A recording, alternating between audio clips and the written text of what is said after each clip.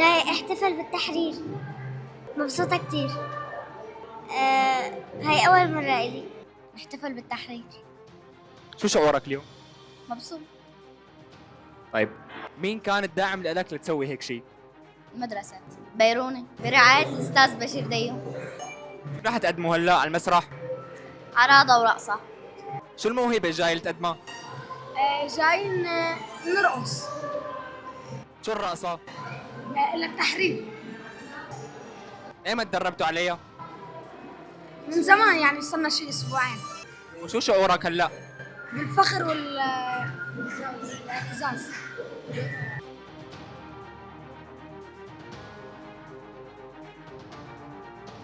هلا أنا برسم لوحات وبعمل مثلا شجر من أشرطة الصوبيا أو الميتورات القديمة وخرز، فبتصير مثلا شجرة، ومثلا القاعدة بنحط مثلا تبع أرجيلة أو أي شيء مثلا بدنا إياه ما بدنا إياه.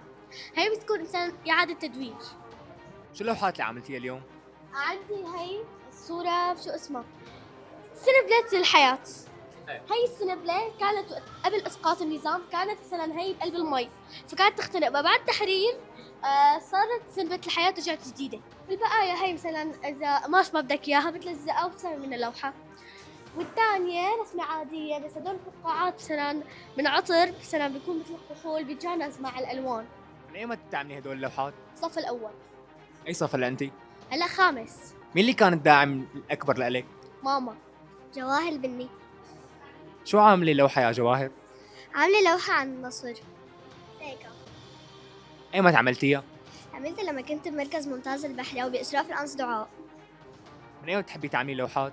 ولما كنت بالصف الثاني كنت عاملة كتير لوحات، والأنس دعاء كتير ساعدتني فيهم من لما كنت بالصف الثاني، وأنا كنت بمركز ممتاز البحرة واضطريت أتدرب لصف الرابع. وين بتحبي تصيري؟ بحب صير مغنية أو رسامة.